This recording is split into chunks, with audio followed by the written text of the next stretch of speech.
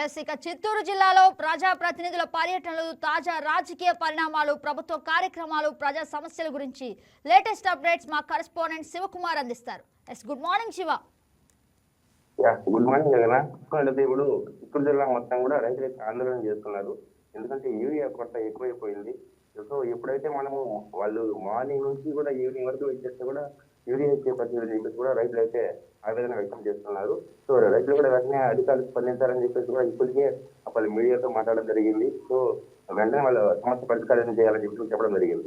మరీ ముఖ్యంగా చూసుకున్నట్లయితే చిత్తూరు జిల్లా మొత్తం కూడా ఏదైతే మన డిప్యూటీ సీఎం పవన్ కళ్యాణ్ గారు ఆదేశాల వరకు పట్టుకొచ్చినటువంటి హ్యాప్ అంటే వైల్డ్ యానిమల్ సంరక్షణ హ్యాప్ అనిమల్ హ్యాప్ కి సంబంధించి కూడా ఇప్పటికే ఫారెస్ట్ అధికారులు 2 రోజులు ట్రైనింగ్ ప్రోగ్రామ్ అయితే ఏర్పాటు చేశారు. సో దీనికి సంబంధించి పూర్తి అప్డేట్ అంటే వైల్డ్ యానిమల్స్ ఎక్కడైతే ఎక్కువ దాడి చేస్తున్నాయో, అదేవిధంగా ఎక్కువ నష్టం చేస్తున్నాయో వాటికి సంబంధించి పూర్తి అప్డేట్ ఈ యాప్ ద్వారా చేసుకుంటున్న ఉద్దేశంతో యాప్ తీసుకునేటట్టు చెప్పడం జరిగింది.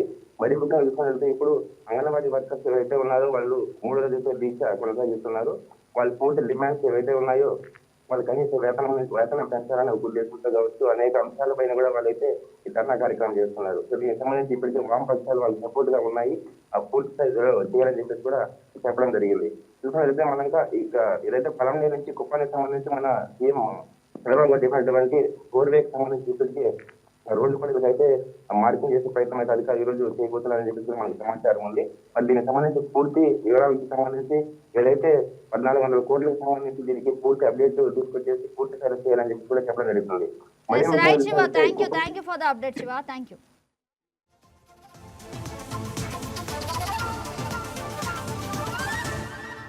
Please subscribe to YK TV Network. Please subscribe to YK TV. Please watch YK News.